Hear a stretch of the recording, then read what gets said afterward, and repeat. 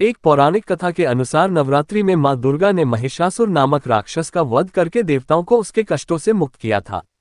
महिषासुर ने भगवान शिव की आराधना करके अद्वितीय शक्तियां प्राप्त कर ली थीं और तीनों देव अर्थात ब्रह्मा, विष्णु व महेश भी उसे हराने में असमर्थ थे। महिषासुर राक्षस के आतंक से सभी देवता भयभीत थे। उस समय सभी देवताओं ने अपनी अपनी शक्तियों को मिलाकर दुर्गा को अवतरित किया। अनेक शक्तियों के तेज से जन्मी माता दुर्गा ने महिषासुर का वध कर सबके कष्टों को दूर किया। एक नगर में एक ब्राह्मण रहता था। वह मां भगवती दुर्गा का परम भक्त था।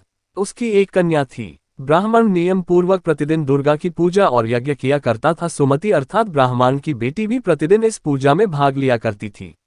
एक दिन सुमति खेलने में व्यस्त होने के कारण भगवती पूजा में शामिल नहीं हो सकी। यह देख उसके पिता को क्रोध आ गया और क्रोधवश उसके पिता ने कहा कि वह उसका विवाह किसी दरिद्र और कोढ़ी से करेगा। पिता की बातें सुनकर बेटी को बड़ा दुख हुआ और उसने पिता के द्वारा क्रोध में कही गई बातों को सहर्ष स्वीकार कर लिया।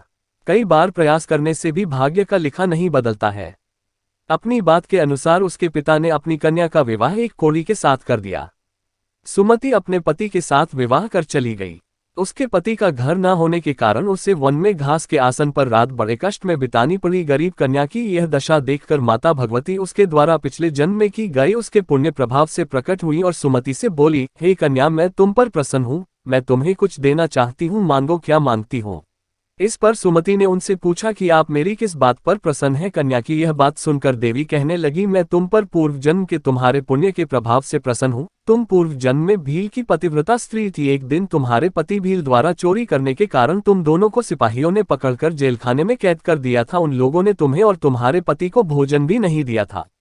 इस प्रकार नवरात्र के दिनों में तुमने न तो कुछ खाया और न ही जल पिया, इसलिए 9 दिन तक नवरात्र व्रत का फल तुम्हें प्राप्त हुआ।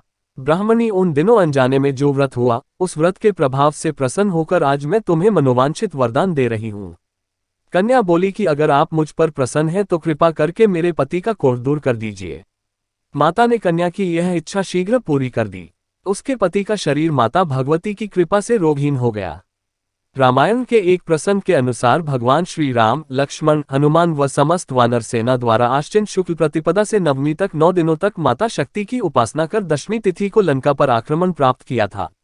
इस तरह नवरात्रों में माता दुर्गा की पूजा करने की प्रथा के पीछे कई कथाएं प्रचलित हैं, जिसके बाद से ही नवरात्रि का पर्व आरंभ हुआ और माता दुर्गा की पूजा होने लगी।